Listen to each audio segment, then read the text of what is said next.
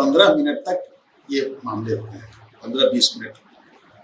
तो फिर वहाँ पर सुरक्षा बल भी थे। तो आप जहाँ 1000-1200 लोग आते हैं कि उस जगह पर 1000-1200 लोग इकट्ठे थे, बहुत पॉपुलर जगह है। तो 1000-1200 सैलानी एकत्रित हो और वहाँ पर एक भी पुलिस का बंदा नहीं हो, एक भी पैरामिलिट्री फोर्सेज का ये नहीं हो, तो ये आश्चर्य का विषय है। जैसे बालाकोट एयर स्ट्राइक किया, जैसे हम लोगों ने सर्जिकल स्ट्राइक किया, वैसे ही उन लोगों का फन कुचलने की जरूरत है जो हमारे देश में शांति का माहौल को खराब करते हैं और चुन चुन के हिंदुओं को इसलिए मारते हैं कि हिंदू मुस्लिम में विभेद पैदा हो और पूरे हिंदुस्तान में उसका असर हो। चाहे हत्या धर्म पूछ करके की गई हो या जाति पूछ करके की गई हो या जिस तरीके से भी पहचान करके की गई हो, ये बिल्कुल गलत है। ऐसी घटनाएं घटित नहीं होनी चाहिए। मैं पुनः आपके इस चैनल के माध्यम से मैं इसकी घोर निंदा करता हूं और मैं भारत सरकार से ये मांग करता हूं कि आखिर कहीं न कहीं ये आपकी कमजोरी है।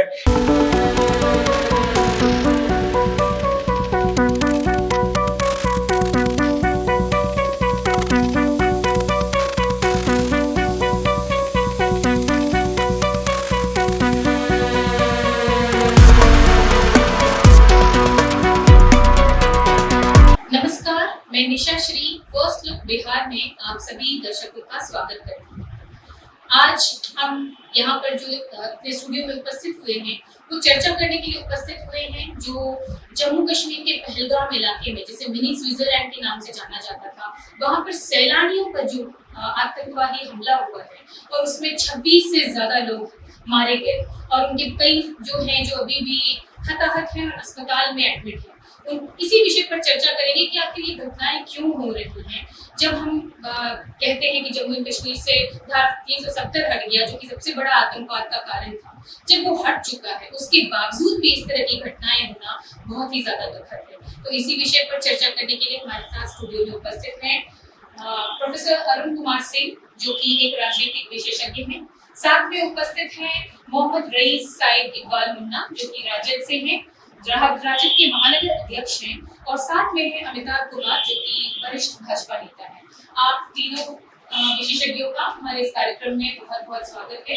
और सवाल सबसे पहले शुरू करते हैं प्रोफेसर अरुण कुमार सिंह से कि सबसे पहले आप हमें ये बताइए कि धारा 370 हट चुकी है और मनानुकूल सरकार भी है और केंद्र का भी वहां पर अपना कंट्रोल है, तब इस तरह की घटनाएं हम क्यों सुन रहे हैं?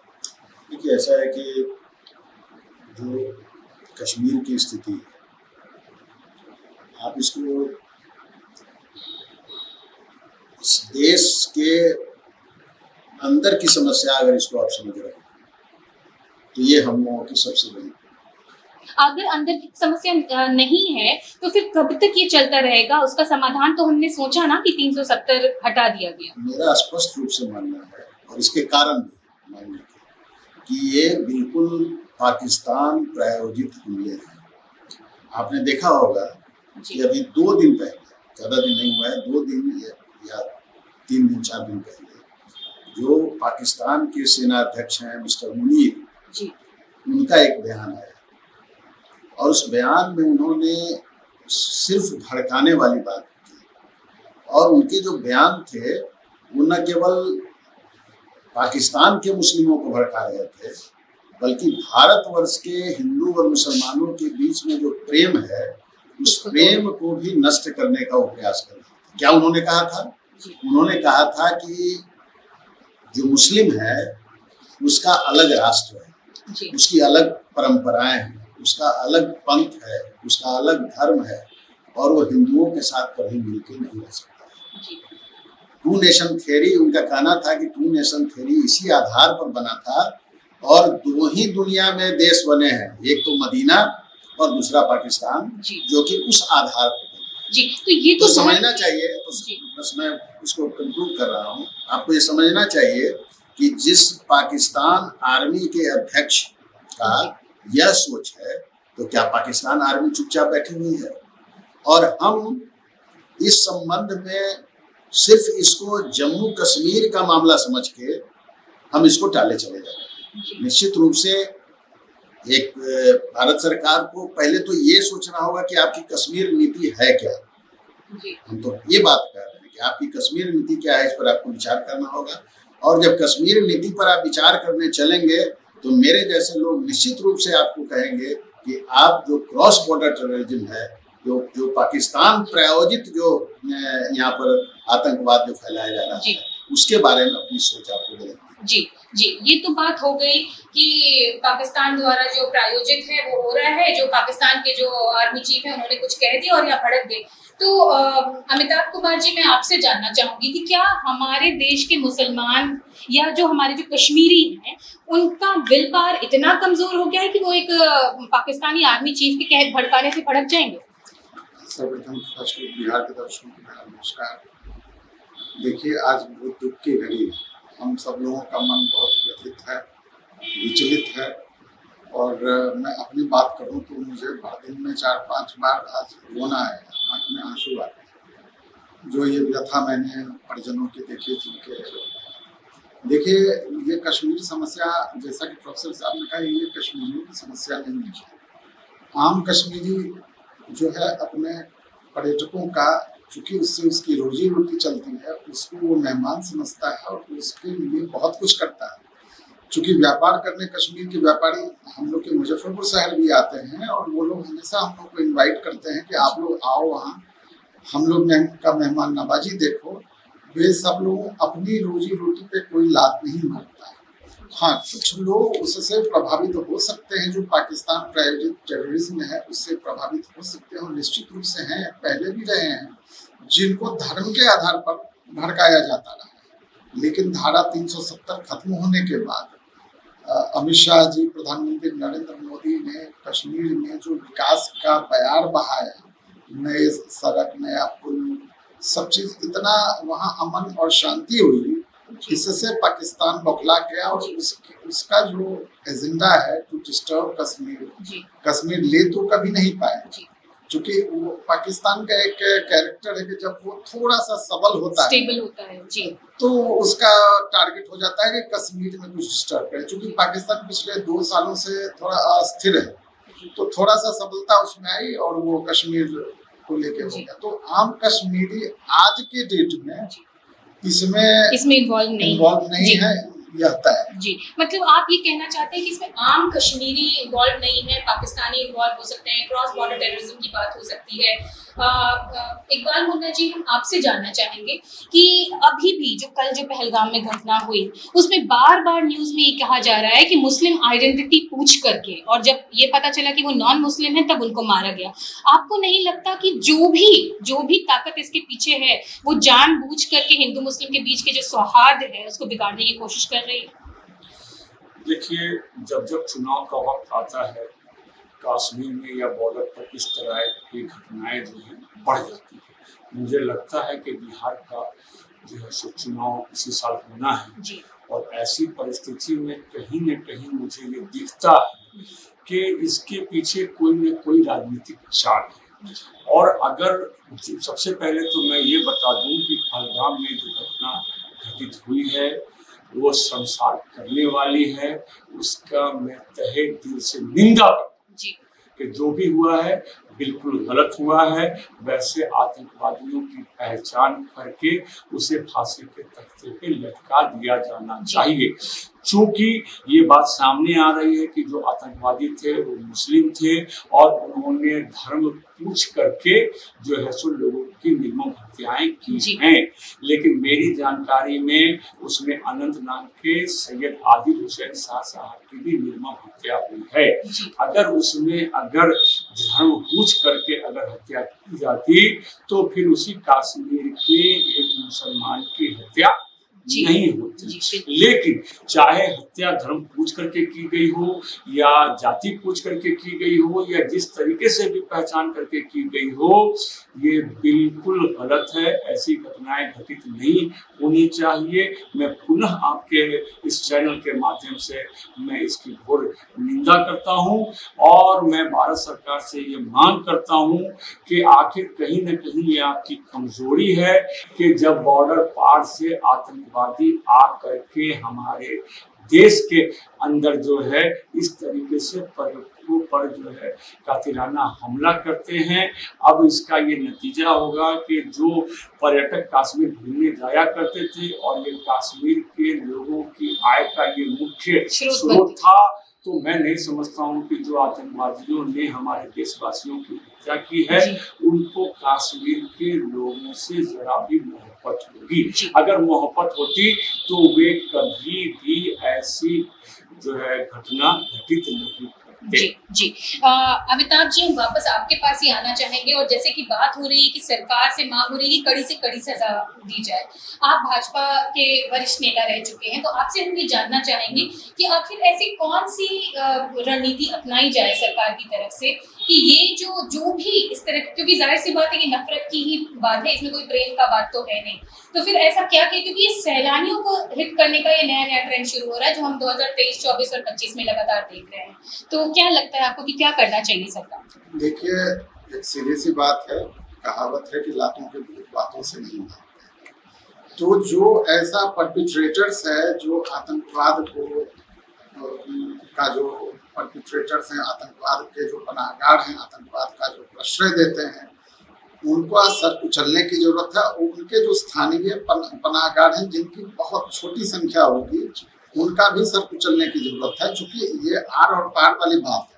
अगर हम लोग सिर्फ निंदा करते रहेंगे और हम एक्शन नहीं लेंगे, तो जैसे बालाकोट एयर स्ट्राइक किया, जैसे हम लोगों ने सर्जिकल स्ट्राइक किया, वैसे ही उन लोगों का फन कुचलने की जरूरत है जो हमारे देश में शांति का माहौल को खराब करते हैं और चुन चुन के हिंदुओं को इसलिए मारते हैं कि हिंदू मुस्लिम में विभेद पैदा हो और पूरे हिंदुस्तान में उसका असर हो, जिसका लाभ वो ले सके। हिंदुस्तान की जो बड़ी आवाम है हिंदुओं की, वो सभी पीस लविंग हैं, वे सभी नेशन से, अपने देश से मोहब्बत करते हैं। उनके हृदय में जो और सबों के मुस्लिम मित्र हैं, सब रोजी रोजगार काम करते हैं और देश सबके लिए प्रिय है। धर्म के आधार पर हर चीज को देखना, क्योंकि अभी वहाँ के जो आर्मी चीफ थे मुनीर, उन्होंने हिंदू और मुस्लिम शब्द का इस्तेमाल किया, उन्होंने 2 नेशन थ्योरी की बात की। भारत वो देश है जो बंटवारे के बाद अपने यहाँ के मुस्लिमों को यहाँ से भगाया नहीं। उस समय के जो हमारे शासक थे, जो भी थे, उन लोगों ने कहा कि भाई जो रहना चाहते हैं रहें। तो यहाँ अमन पसंद जो लोग हैं वो यहाँ रहे निश्चित रूप से। जिनको सिर्फ और सिर्फ इस्लाम से मोहब्बत थी, वे पाकिस्तान गए। और हमारे तो हिंदुस्तान में हम जानते हैं कि हम सबों का डीएनए एक है, हमारे वंशज एक है, हमारे पूर्वज एक हैं। सबों के रगों में वही खून दौड़ता है जो 200-400 साल पहले कभी कन्वर्ट हो गए, चाहे किसी भी वजह से। वो एक दूसरे के जान के दुश्मन क्यों बनेंगे? तो सरकार, हमारी जो सरकार है, उसको स्टर्न एक्शन लेना चाहिए और हिंदुस्तान की जनता सरकार के साथ होगी। जो भी एक्शन लेगी सरकार, भारत के 150 करोड़ जो लोग हैं उनका समर्थन होगा। हमें इसका बदला चाहिए और ऐसा दंड देना चाहिए कि वो दोबारा ऐसा हरकत ना कर सके। एक को आप मारोगे, हम 200 मारेंगे आपके, ये फॉर्मूला होना चाहिए, इसमें कोई कॉम्प्रोमाइज नहीं होना चाहिए। मतलब रिटेलिएशन ही एकमात्र अभी उपाय है, जिससे कि अभी जो हमारे भारत की जनता है, जितने लोग आहत हैं, उनकी मन को थोड़ी शांति मिल सकती है। प्रोफेसर अरुण, हम आपके पास आते हैं, और अगर देखा जाए तो पाकिस्तान से ज्यादा आबादी है मुसलमानों की हमारे हिंदुस्तान में, तो फिर पाकिस्तान क्यों इस्तेमाल करता है हिंदू मुस्लिम में इस बंटवारे को हमारे ही खिलाफ? निश्चित रूप से भारतवर्ष में जो मुसलमानों की आबादी है वो दुनिया में दूसरी बड़ी आबादी है, और इतने मुसलमानों ने इस देश को चुना है रहने के लिए पार्टीशन के समय। तो निश्चित रूप से भारत सरकार को चाहिए कि ये जो हमारा स्ट्रेंथ, ये जो हमारी ताकत है कि 20-22 करोड़ लोग या उससे भी ज़्यादा लोग इस हिंदुस्तान में हैं, उस ताकत को सामने में लाकर और पाकिस्तान से हम लोगों को बातचीत करनी चाहिए। बातचीत करने का मतलब यह है कि पाकिस्तान बातचीत से मानने वाला नहीं है, लेकिन दुनिया के सामने जब कोई भी आप काम करते हैं तो ठीक है, भारतवर्ष ने प्रयास किया है और पाकिस्तान आज एक्सपोज हो चुका है, पूरी दुनिया के सामने एक्सपोज हो चुका है। हम समझते हैं कि चीन को छोड़कर शायद उसकी मदद करने वाला कोई देश नहीं है। दरअसल ये जो धारा 370 जो हटाया गया और उसके बाद कश्मीर में जो एक शांति का वातावरण आया, वहाँ सैलानियों का आने का सिलसिला बना, करोड़ों लोग वहाँ गए। कहते हैं कि 2000 लोग उस दिन उपस्थित थे जिस दिन ये घटना हुई। निश्चित रूप से यही सवाल है जी कि आप क्यों निश्चिंत हो जाते हैं। अभी जिस फेज से आपने 370 खत्म किया, उसके बाद आपने वहाँ पॉपुलर गवर्नमेंट, वहाँ चुनाव हुआ और चुनाव में एक पॉपुलर गवर्नमेंट आई जिसके मुख्यमंत्री उमर अब्दुल्ला, ठीक है कि वो अभी केंद्र शासित प्रदेश है, ट्रंकेटेड लेजिस्लेचर वहाँ पर है, लेकिन वहाँ एक लोकप्रिय मुख्यमंत्री है और कांग्रेस के सबका सपोर्ट है उसको। कांग्रेस और जो नेशनल कॉन्फ्रेंस है वो दोनों मिल के चुनाव लड़े। तो एक तरह से पूरे भारतवर्ष की सभी पॉलिटिकल पार्टियां आज वहाँ मौजूद हैं। एलजी वहाँ मौजूद है जो भारत सरकार के प्रतिनिधि हैं, और खुद स्वयं उमर अब्दुल्ला और कांग्रेस उनके सपोर्ट में है।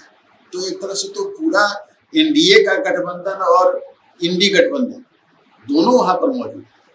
तो क्यों ऐसी घटनाएं घट रही हैं? तो निश्चित रूप से इंटेलिजेंस का फेलियर हुआ। आप कहीं ना कहीं रिलैक्स हुआ, और रिलैक्स होने का ये मामला है कि पहलगाम, जहाँ पर कि उस प्लेस को स्विट्जरलैंड कहा जाता है, स्विट्जरलैंड ऑफ इंडिया, तो आप उस जगह पर ये जैसी सूचना आ रही है कि 15 मिनट तक ये मामले हो गए, 15-20 मिनट। तो फिर वहाँ पर सुरक्षा बल कहाँ थे? तो आप जहाँ 1000-1200 लोग आते हैं कि उस जगह पर 1000-1200 लोग इकट्ठे थे, बहुत पॉपुलर जगह है।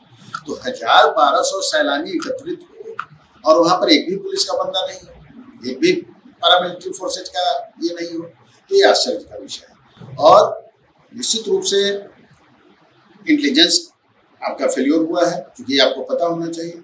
जो अंतिम बात जो मैं ये बतलाना चाहता हूँ, तो ये कहना चाहता हूँ कि आप कहीं ना कहीं घुसपैठ को आप रोक नहीं, तो इस पर भी आपको देखना पड़ेगा कि आप जो है सो कहाँ आपने कमी है। आपकी बॉर्डर सिक्योरिटी फोर्स है, उसको फिर पीछे से आर्मी सपोर्ट कर रही है, उसके बाद फिर पैरामिलिट्री फोर्सेज हैं और जम्मू कश्मीर पुलिस है।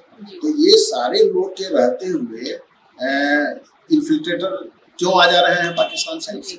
और अगर आ रहे हैं तो फिर आप रिटेलिएट क्यों नहीं करते हैं? आप ठीक है, हम युद्ध के पक्षधर हम लोग नहीं है, भारतवर्ष कभी भी युद्ध का पक्षधर नहीं रहा है। हम ये नहीं कहते हैं कि पाकिस्तान से आप, लेकिन ये उनका डर खत्म क्यों हो जाता है? लेकिन आप जो है सो आप फिर आपके पास 15 लाख की सेना, आप कहते हैं कि हम चीन से मुकाबला करने के लिए तैयार।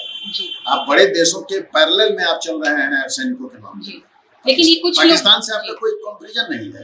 लेकिन कहीं ना कहीं पाकिस्तान आपकी कमजोर नस को समझता है कि हम कुछ भी कर लेंगे, इंडिया हम पर अटैक नहीं करेगा, या इंडिया कोई रिटेलिएशन वाला कदम नहीं उठाएगा। ये उनके दिमाग में बैठा हुआ है। जिस दिन उनके दिमाग में बात आ जाएगी कि कुछ हो जाएगा उल्टा, तब जो है सो जिस तरह से वो अमेरिका से डरते हैं, और कहीं ना कहीं इसको इंटेलिजेंस फेलियर से देखा जा रहा है। इकबाल मुन्ना जी, हम आपके पास वापस आते हैं, और जिस तरह से पहलगाम में जो घटना हुई और इसमें सीधे हमारे प्रधानमंत्री को चुनौती दी गई। जैसे कि एक महिला ने कहा कि जब उसने कहा मेरे पति को मार दिया है तो मुझे भी मार दो, तो उसने कहा जाओ जाकर के अपने प्रधानमंत्री से कहना। इसको आप राजनीति, जो क्षेत्रीय या दलगत जो राजनीति है, इससे ऊपर उठकर आप किस रूप में देखते हो? देखिए, दलगत तो एक अलग मामला है। सबसे पहले तो हम एक इंसान हैं और एक भारतीय, और एक इंसान होने के नाते और एक भारतीय होने के नाते हमारा एक फर्ज बनता है कि अगर हमारे किसी भारतीयों की अगर निर्मम हत्या हुई है तो हम उनके मारने वाले को करारा जवाब। सबसे बड़ी बात यह है कि आखिर पाकिस्तान का मनोबल जो दिन ब दिन बढ़ता क्यों चला जा, कहीं ना कहीं अभी हमारे सही कहा अरुण जी ने कि कहीं ना कहीं हमारा आईबी का या हमारा जो भी है इंटेलिजेंस, उसका फेल्योर। जब इतनी सारी हमारे जो है सो सेनाएं, बॉर्डर सिक्योरिटी फोर्स हो या जो भी आर्मी हो, एक पूरा उसका एक सिस्टम है कि कोई आदमी घुस दे सकता है, तो फिर आखिर वो कैसे घुस जाता है? किसी न किसी रास्ते से तो आता ही होगा, और रास्ते से आ रहा है तो खाली हाथ तो नहीं होगा, हथियार लेकर के आता होगा। और कहीं ना कहीं कश्मीर के अंदर कोई ना कोई व्यक्ति तो शरण दे ही रहा हो, तो शरण देने वाले लोगों को पहले कुचलने की जरूरत है। और मेरा तो ये मानना है कि हमारा जो देश भारत है और उस भारत में जो कश्मीर का जो नक्शा है उसमें जो पाक अधिकृत क्षेत्र है उस पर सबसे पहले हमला करके और उसको भारत में मिलाया जाना चाहिए। जो आम नागरिक इस देश के नहीं जानते हैं कि नक्शे पर तो हम पूरा कश्मीर देखते हैं जो भारत का हमारा अभिन्न अंग है, लेकिन सच्चाई ये है कि उसके आधे के करीब भाग पर जो है वो पाकिस्तान का अधिकृत रूप से जो है वो कब्जा, उस कब्जा को क्या कहते हैं छुड़ाया जाना चाहिए, उसे जिसमें मिलाया जाना चाहिए, तब तो जाकर के उस पाकिस्तान का बिल्कुल पाकिस्तान का मनोबल जो टूटेगा। और बार बार अगर आतंकवादी हमला हमारे देश पर होता है, हमारे नागरिकों पर होता है, अच्छे लोगों पर होता है और हम कोई कार्रवाई नहीं करते हैं, जिसका ये नतीजा है कि आतंकवादियों का मनोबल दिन ब दिन बढ़ता जा रहा है। इसी तरह की घटनाएं 2019 में भी क्या कहते हैं हुई थी, लेकिन आज तक नहीं पता चला कि वो कार कहां से आई, वो विस्फोटक सामग्री कहां से आया, कौन लोग उसमें शामिल थे। इससे क्या अगर वो पता चलता, दोषियों को अगर सजा मिली होती तो फिर आज इस तरह की घटनाएं नहीं घटी थी। और आप जनता से क्या अपेक्षा करते हैं? जो सैलानी वहां जा रहे थे उनसे आप क्या अपेक्षा करते हैं? क्या कश्मीर में अभी उनको जाना चाहिए या फिर जो आतंकवादियों की मंशा है कि उसको एक आतंक का अड्डा बना करके प्रदर्शित करना दुनिया के सामने, उसमें वो वहां डर कर ना जाएं? जाहिर सी बात है कि अभी जिस तरह की घटनाएं घटित हुई हैं, मैं क्या आप भी या हमारे भाई भी क्या कहते हैं वह जाना नहीं पसंद करेंगे, क्योंकि हर आदमी के अंदर ये डर पैदा हो गया कि हम जाएंगे तो कहीं ऐसी घटना मेरे साथ न घटित हो। तो इससे खुद कश्मीर का नुकसान हो रहा है। इससे साफ जाहिर होता है कि वो आतंकवादी, उनको कश्मीरियों से कोई लेना देना नहीं है, कश्मीरी जनता से उनको कोई मतलब नहीं है। वो भले कहा जा सकता है कि वो मुसलमान हैं, लेकिन जो आतंकवादी होते हैं उनका कोई धर्म नहीं होता है। और खासकर इस्लाम मजहब में जहां बेकसूरों की कोई अगर हत्या करता है तो उसकी हत्या के बदले में उसकी हत्या का प्रावधान है। तो ऐसी परिस्थिति में तो मैं समझता हूं कि भारत सरकार को एक ऐसी टीम गठित करनी चाहिए जो खोज करके वैसे जो है आतंकवादियों को जो है सो फांसी पर चढ़ाने का काम करे, ताकि आने वाले दिनों में अन्य जो आतंकवादी गतिविधियों में जो लोग शामिल हैं उनका मनोबल। जी जी जी, ये बात तो हो गई कि रिटेलिएट जल्द से जल्द करना चाहिए और उनको जल्दी से जल्दी सजा मिलनी चाहिए। अमिताभ जी, हम आपके पास आना चाहेंगे और हम ये जानना चाहते हैं आपसे कि इस तरह से तो आतंकवादी अपने मुद्दे में सफल हो गए ना, उन्होंने तो डरा दिया, अब तो सैलानी नहीं जाना चाहेंगे। जो अमित शाह जी का जो दावा था कि 370 हटने के बाद और वहां पे नई सरकार के गठन के बाद अब वो सुरक्षित माहौल हो गया है, एक तरह से तो उसको धता बता दिया। देखिए, 370 हटने के बाद और एलजी मनोज सिन्हा जी के नेतृत्व में कश्मीर विकास की राहों पर चल पड़ा था। अमन और शांति भी थी और आम कश्मीरी नागरिक भी बड़े खुश थे, सैलानियों के आने से बड़े प्रसन्न थे। तो शांति का माहौल तो था ही लंबे अरसे से। उस शांति के माहौल से पाकिस्तान को तो दिक्कत होगी। वो तो चाहते ही है कि कश्मीर डिस्टर्ब रहे, वहाँ के लोग डिस्टर्ब रहे। अब कश्मीरी अवाम को आगे आना होगा और इस तरह की घटनाओं को और ऐसे जो पनाह देने वाले लोग हैं उनके खिलाफ बिगुल फूकना होगा। क्योंकि अब जो वारदात हो रही है इससे ठीक है, चंद मान लीजिए 28 हिंदू, एक उसमें स्थानीय नागरिक मारे गए, वो अलग मुद्दा है। अगर आपके यहाँ नहीं आएंगे पर्यटक, फिर आपकी जीविका पर असर होगा। आपके जैसे अभी भी अमरनाथ यात्रा की रजिस्ट्रेशन शुरू हो रही है, तो क्या लगता है आपको कि इस पे प्रभाव दिखेगा? कम होंगे या कम तो होगा ही ना। देखिए, हमारी सरकार है, जम्मू कश्मीर में लोकल एडमिनिस्ट्रेशन है उमर अब्दुल्ला जी के नेतृत्व में। तो एक चिंतनीय विषय जरूर है कि जहां इतने पर्यटक एक साथ थे वहां 5 पुलिसकर्मी तक मौजूद नहीं थे। सेना की बात तो और है।